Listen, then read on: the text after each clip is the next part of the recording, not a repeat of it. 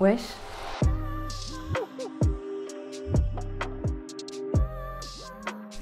J'espère que vous allez bien.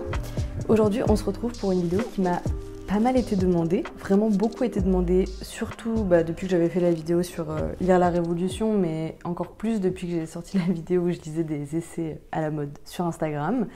Je vais vous présenter des essais qui m'ont construite politiquement, qui ont défini vraiment, que je considère comme étant les livres qui m'ont convaincue de ce en quoi je crois aujourd'hui, quelle stratégie je pense être la bonne pour renverser le capitalisme, etc. Enfin bon, voilà. C'est des essais, vous allez voir, il y en a vraiment pour tous les profils de lecteurs et tous les niveaux politiques, parce que c'est vraiment des livres que j'ai lus moi tout au long de mon parcours. Et donc il y a des livres que j'ai lus quand je débarquais, quand je découvrais en fait les idées marxistes, et des livres que j'ai lus beaucoup plus récemment et qui m'ont permis d'approfondir des choses qui étaient assez centrales pour moi. C'est que des textes sur lesquels j'ai un avis encore frais parce que c'est des textes que je relis pour certains régulièrement ou dans lesquels j'aime me replonger justement pour venir savoir est-ce que pour moi ces pensées-là elles sont toujours d'actualité, donc je m'y confronte quand même assez régulièrement. Et en plus il y en a une partie que j'ai utilisée dans le cadre de mon mémoire que j'ai terminé il y a 1 an maintenant, donc j'en ai fait une lecture on va dire assez travaillée encore récemment, donc voilà, mes avis, on va dire, c'est pas des souvenirs dont je vais vous parler, c'est quand même des livres sur lesquels j'ai des avis assez récents. Peut-être du coup pour redonner un petit peu le contexte de où je me situe politiquement, même si je l'ai déjà fait dans plusieurs vidéos, j'ai l'impression que c'est important quand même de le refaire à chaque fois. Moi je me revendique du communisme révolutionnaire et je suis organisée politiquement, je suis convaincue donc de la nécessité de la révolution, de son actualité, c'est-à-dire du fait que ça ne veut pas dire demain va y avoir la révolution, mais du fait que c'est une question qui est toujours actuelle et c'est toujours, à mon sens, la seule solution possible au fait que le monde aille mieux. Est-ce que c'est quelque chose qui arrivera un jour? Ça, je ne sais pas, mais en tout cas, je pense que c'est la seule solution. Bref, je vous propose qu'on attaque tout de suite, du coup, parce que j'ai quand même une bonne petite pile à vous présenter.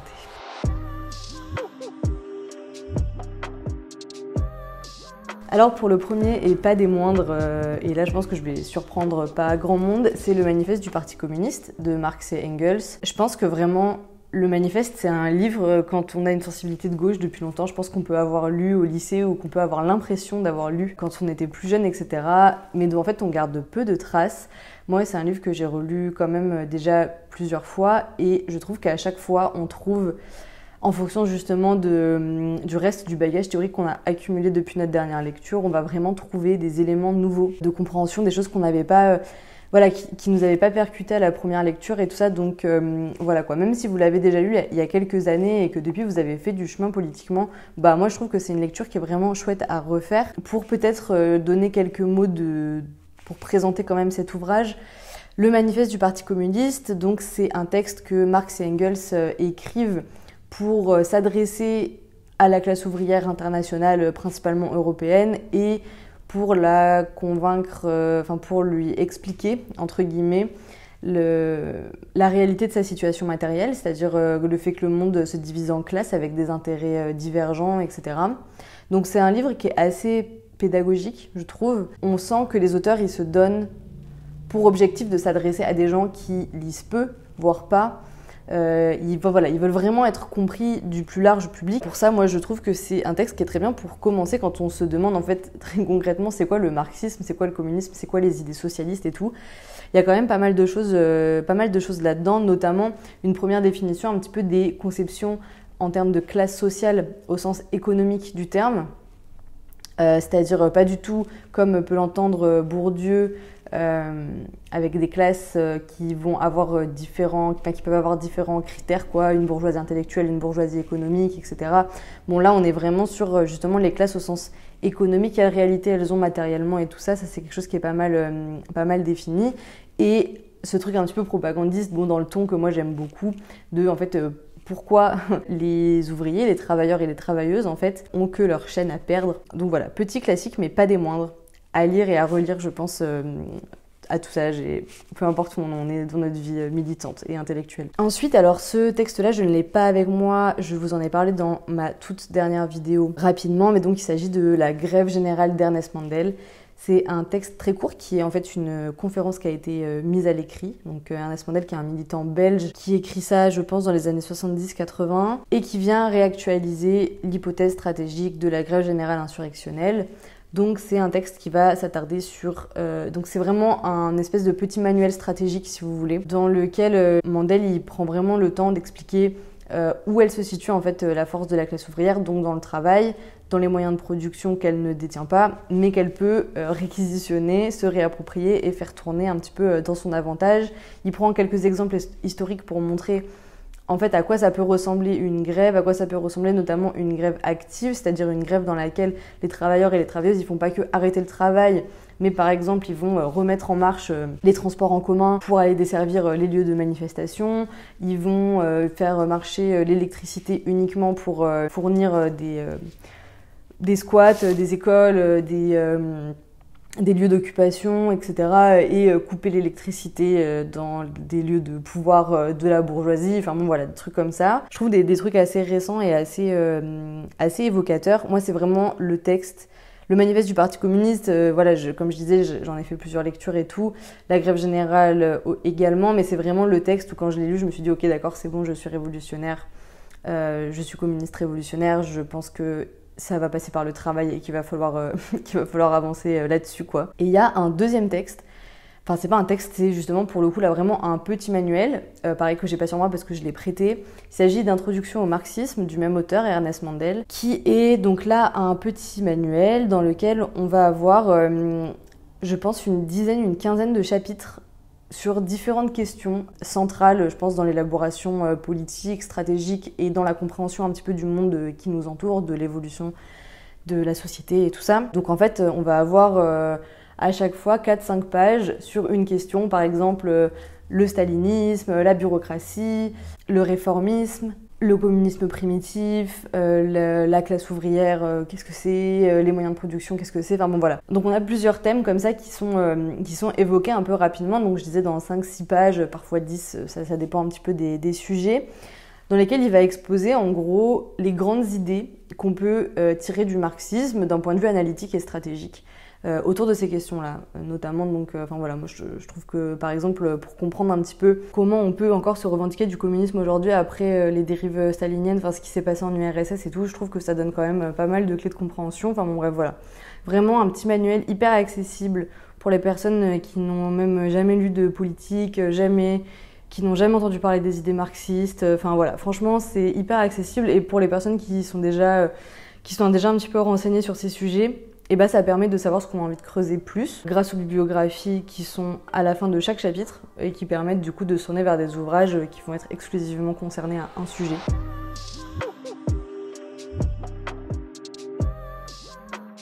Ensuite, je me disais que c'était peut-être intéressant de parler un petit peu d'économie.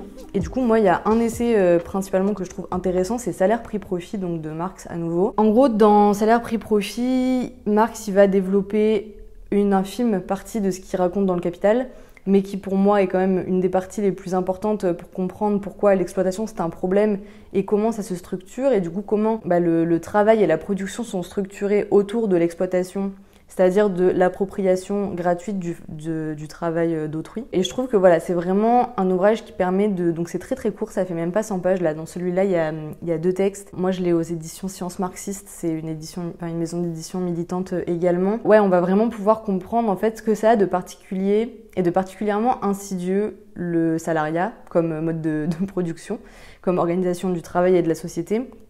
Et comment en fait le contrat de travail, il vient invisibiliser l'appropriation gratuite de la force de travail, ce qui n'était pas fait jusqu'à maintenant, en gros parce que avant c'était fait complètement à visage découvert avec l'esclavage ou le servage, où en gros l'exploitation elle se cache pas derrière un contrat de travail, c'est complètement officiel que le seigneur ou le maître il s'approprie gratuitement tout ou partie du travail réalisé par l'esclave ou le serf, alors que dans le salariat, avec le contrat de travail, on a une prétention à l'égalité entre les deux parties, donc le patronat et le salarié. Or justement, dans ce livre, Marx il vient complètement démonter tout ça et expliquer un petit peu où elle est la douille pour nous qui travaillons et qui ne sommes pas propriétaires des moyens de production.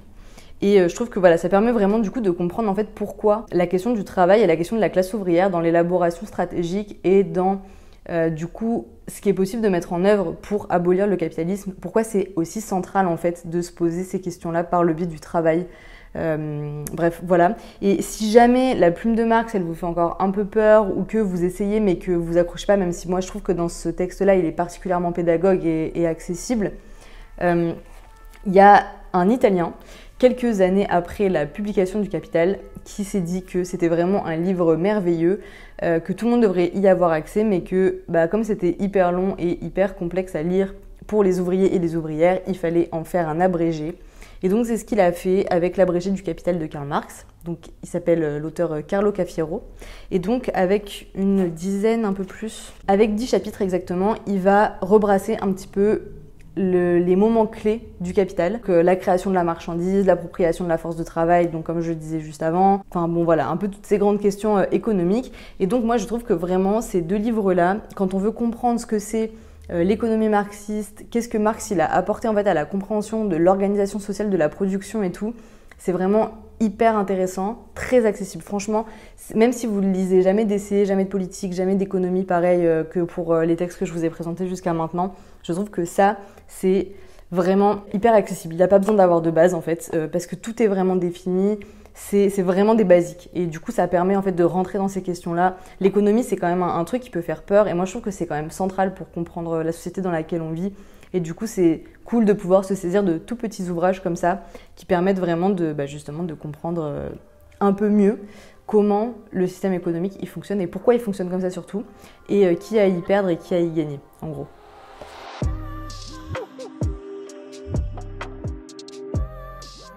Femme, race et classe d'Angela Davis. Alors, sachez avant toute chose que je déteste cette édition. Vraiment, je la trouve horrible. En plus, elle n'est pas particulièrement agréable en main parce que le livre est genre immense. Mais il n'empêche que le texte qui est à l'intérieur, je le trouve incroyable. Angela Davis, c'est la première autrice que j'ai lue sur les questions féministes et antiracistes. Pareil, c'est un livre que j'ai relu récemment parce que je m'en suis beaucoup servi pour mon mémoire, qui était sur la question de est-ce qu'il y a une classe de femmes, en gros. Voilà, je développerai pas plus. Mais du coup, moi, ce que je trouve particulièrement stylé avec ce livre, alors déjà peut-être pour expliquer un petit peu comment il est structuré et tout, en gros, c'est de l'histoire. Donc Angela Davis, elle va faire une petite histoire des luttes de femmes aux États-Unis, de femmes blanches en partie de la petite bourgeoisie notamment, et de femmes noires également, et des personnes noires en général aux États-Unis, de comment les droits un peu fondamentaux de vote et tout ça, par exemple, ont été gagnés. À travers cette histoire-là, elle va prendre une grille de lecture intersectionnelle, mais attention, pas n'importe quelle intersectionnalité. Et pour moi, ça, c'est quelque chose qui est hyper important. Je pense qu'aujourd'hui, notamment en France, quand on parle d'intersectionnalité, on pense à l'intersectionnalité qui a été un petit peu développée plutôt par Foucault, et cette idée que, en fait, le monde, je vais poser ce livre trop grand et moche, mais qu'en gros, le monde, il serait, qu'en gros, la société, ça serait un ensemble de systèmes de domination, donc pas d'oppression, d'exploitation, bien de domination, qui cohabiteraient les uns avec les autres, et donc, en fonction des relations dans lesquelles on se trouverait, on serait les uns après les autres dominants ou dominés. Bon, il s'agit pas d'exclure cette hypothèse, il n'y a pas de souci, c'est pas ce que fait Angela Davis, mais justement, pour moi, Angela Davis, elle vient dire, en fait, nous, la bourgeoisie, on n'en a rien à faire, c'est pas notre problème, parce que nous, on est des travailleurs et des travailleuses, et ce qui nous intéresse, c'est l'émancipation de notre classe. Et donc, pour que notre classe puisse s'émanciper, il faut comprendre les dynamiques d'oppression qui la traversent et qui ont lieu en son sein. Et en fait, c'est ça, moi, que je trouve intéressant avec l'intersectionnalité qu'elle propose, c'est que c'est pas un truc interclassiste de genre, en fait, à des moments, il y aurait les ouvriers contre les patrons, et à d'autres moments, il y aurait les femmes de toute classe contre les hommes de toute classe, et à d'autres moments, il y aurait les blancs de toute classe contre les noirs de toute classe, etc. Mais que c'est vraiment, en fait, c'est la classe ouvrière contre la bourgeoisie. Et après, au sein de notre propre classe, il y a des dynamiques d'oppression, des dynamiques racistes, sexistes, etc. qui empêchent, en fait, notre classe de s'unir et de gagner. Et qui, en plus, en fait, font qu'il y a des personnes au sein de notre classe qui sont victimes d'encore plus de violence que les autres. Et moi, ça, je trouve que c'est vraiment la grille de lecture intéressante, en fait, pour s'attaquer aux questions antiracistes et féministes pour justement en fait pas perdre de vue que la centralité de la classe ouvrière c'est quand même quelque chose d'important. Donc peut-être juste pour m'expliquer en 2 mots là-dessus, mais moi je trouve que c'est quelque chose qu'elle explique hyper bien dans ce bouquin, c'est en fait l'idée que c'est pas les femmes en tant que femmes ou les personnes racisées en tant que personnes racisées qui peuvent faire la révolution, mais c'est les travailleurs et les travailleuses en tant que classe ouvrière, c'est-à-dire en tant que ceux qui détiennent la force de travail en fait, qui peuvent arrêter la production, se la réapproprier et donc renverser la bourgeoisie. J'ai soif. Et ça, voilà, je trouve qu'elle l'explique vraiment très bien avec des exemples qui sont super pertinents, notamment voilà, sur la question du suffrage et tout. Et il y a un deuxième texte que je trouve vraiment bien sur les questions féministes et que je voulais évoquer, c'est La Révolution féministe, qui est édité aux éditions Amsterdam, que j'ai pas avec moi parce que pareil, je l'ai prêté. Et donc dans ce livre-là, Aurore, elle va revenir sur un peu l'histoire du mouvement féministe en France, principalement. Il y a quelques allusions à ce qui se passe à l'étranger, notamment en Amérique du Sud, dans mon souvenir, mais c'est quand même principalement le mouvement féministe français. Donc comment il s'est construit, comment il s'est développé, quelles ont été les questions centrales en fonction des périodes, des époques et tout. Et aujourd'hui, justement, qu'est-ce que c'est un petit peu le problème avec les théories intersectionnelles mainstream et un peu hégémonique en fait, notamment dans la jeunesse, quoi. Justement ce truc de dire en fait on est tous dominants et dominés, donc chacun doit travailler sur le fait qu'il est dominant et se battre pour ce sur quoi il est dominé. Justement elle vient un petit peu balancer tout ça et dire en fait il y a quand même des intérêts de classe qui priment avant tout et c'est cela qu'il faut mettre au centre, et les questions féministes, antiracistes et tout ça, elles doivent être au service de justement d'une élaboration inclusive, si vous voulez, d'une stratégie pour l'émancipation de l'ensemble de notre classe. Angela Davis, ça peut être un peu exigeant parce que, comme je le disais, c'est de l'histoire. C'est vraiment pas forcément la première lecture que je conseillerais si on n'a pas forcément l'habitude de lire des sciences humaines et tout ça. À l'inverse, le livre d'Aurore, je trouve qu'il est très pédagogique. Moi, j'ai des nuances sur la dernière partie et sur les perspectives stratégiques qu'elle donne, mais j'ai pas forcément envie de développer davantage maintenant parce qu'il aurait fallu que je me replonge un petit peu plus profondément dans mes notes. Je trouve que globalement, c'est un bon livre pour justement aller s'initier un petit peu à toutes ces questions-là et regarder les questions féministes avec un point de vue marxiste, ce qui est peu fait quand même, je trouve, malheureusement, de nos jours, alors que ça gagne... à mon avis, qu'on serait les premières à pouvoir en bénéficier, quoi. Et le dernier texte dont je voulais vous parler, toujours sur les questions féministes et marxistes, c'est Le marxisme et l'oppression des femmes vers une théorie unitaire de Lise Vogel. Alors, ou Vogel, je sais jamais comment on prononce ces G là. Ce texte-là, c'est un texte qui est paru au début des années 80, fin des années 70, aux États-Unis, et qui n'a jamais en fait été traduit en français avant il y a 2 ans, 3 ans, et qui a été publié donc par les éditions sociales, pareil, qui est vraiment une maison d'édition, je trouve, à soutenir, qui publie énormément de classiques du marxisme, qui fait un effort de traduction, d'actualisation de tout un tas de textes, et c'est, bref, trop bien, faut les soutenir, faut acheter leurs livres, voilà. Donc, dans ce bouquin-là, l'autrice, elle fait vraiment un travail de remise à plat des malentendus entre le féminisme et le marxisme, et je trouve qu'elle le fait d'une façon tellement intelligente, intéressante. Enfin, franchement, ce livre est passionnant. Moi, c'est un des meilleurs essais que j'ai lus, y compris notamment dans le cadre de mon mémoire. Enfin, en fait, juste tout essai confondu. Mais en gros, je regarde juste un petit peu le sommaire en même temps que je vous le présente. En fait, elle va vraiment déjà venir reprendre les textes clés du marxisme, donc l'origine de la famille, de la propriété privée et de l'État de Engels, le Capital, l'idéologie allemande de Marx, voilà, de Marx Engels, plein de grands textes comme ça, qui ont été accusés de misogynie ou de négliger les questions féministes, etc. Donc elle va prendre ça, elle va les recontextualiser, elle va montrer comment en fait les théories féministes contemporaines, quels outils elles peuvent trouver dans ces textes-là. En fait, si vous voulez, le prisme d'analyse et de critique qu'elle prend, c'est de dire Marx et Engels principalement, ils ont écrit tout un tas de textes qui étaient là pour penser l'oppression, la domination de la classe ouvrière par la bourgeoisie, donc l'exploitation. Dans ces textes-là, c'est là-dessus qu'ils se sont concentrés. Donc on peut pas leur faire le procès de pas avoir écrit 15 chapitres sur l'exploitation spécifique des femmes ou l'exploitation spécifique des personnes racisées, etc. Puisque tout simplement, ce n'était pas le propos de leur ouvrage. Mais par contre, nous, en tant que féministes aujourd'hui, on peut trouver dans leurs ouvrages des outils et des clés pour nous aider à comprendre les oppressions qu'on vit et à les combattre. Et je trouve que ça, en fait, c'est la manière la plus intelligente d'aborder des textes qui ont été écrits dans un contexte tout autre et pour penser d'autres formes de violence, d'exploitation, d'oppression et tout ça. Et qu'elle le fait vraiment super bien. Donc en retournant vraiment dans les textes de Marx et d'Engels, je disais l'idéologie allemande, le capital, le manifeste, elle va vraiment à fond dans les textes là, et puis elle va discuter avec les théories féministes qui s'en revendiquent partiellement, en regardant pourquoi à un moment ça a coincé, si vous voulez, entre les féministes marxistes et le marxisme, entre les féminismes matérialistes et le matérialisme et tout ça quoi. Où sont les malentendus, où sont les incompréhensions, où est la mauvaise foi aussi, parce que bon moi à mon sens il y en a beaucoup. Et voilà, c'est fait de manière, c'est vraiment brillant, je trouve que c'est un livre qui est brillant et c'est dommage qu'il ait été traduit si tardivement, ça nous aurait peut-être évité certains débats.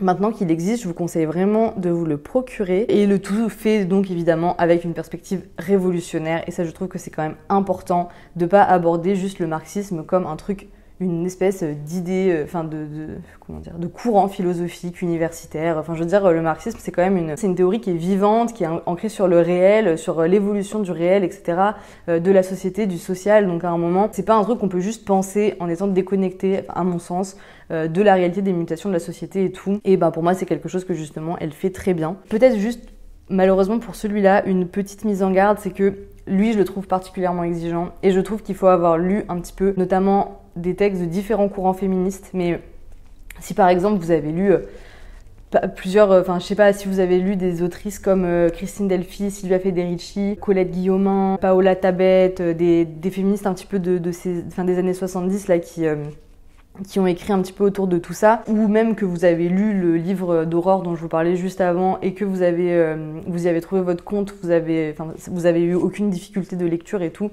vous pouvez vous lancer là-dedans. Mais voilà, prenez de quoi noter, un crayon, c'est une lecture qui va vous demander du temps, qui demande plus de travail, mais qui est tellement enrichissante, tellement juste. Pour moi, c'est un énorme banger. Encore une fois, je pense que c'est un des meilleurs essais que j'ai lus de ma vie. Et bien écoutez, j'ai fait le tour de tous les essais dont je voulais vous parler.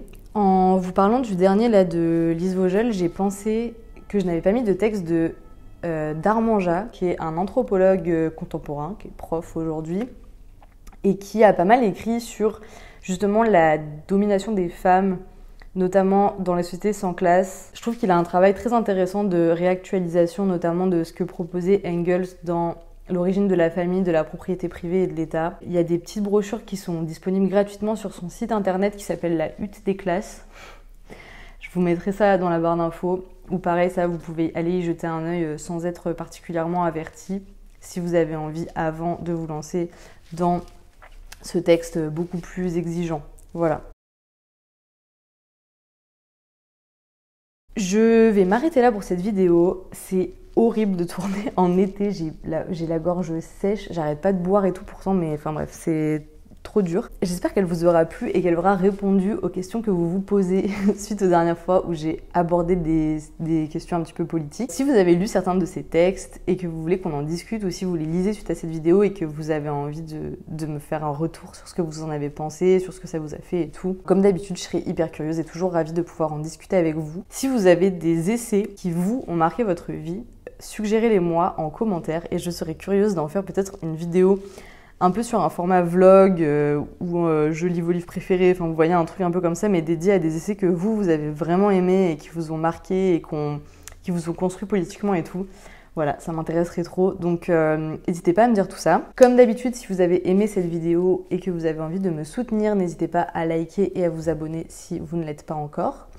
N'hésitez pas aussi à partager cette vidéo, surtout des vidéos politiques comme ça. C'est toujours un petit peu plus compliqué sur internet, donc il ne faut pas hésiter à les faire tourner si vous les trouvez intéressantes. Je parle pour moi, mais pour les créateurs et créatrices de contenu qui parlent de ce genre de choses en général sur les réseaux. Je vous remercie d'être restés jusqu'ici. Je vous souhaite de faire de très belles lectures et je vous dis à dans 2 semaines pour une nouvelle vidéo.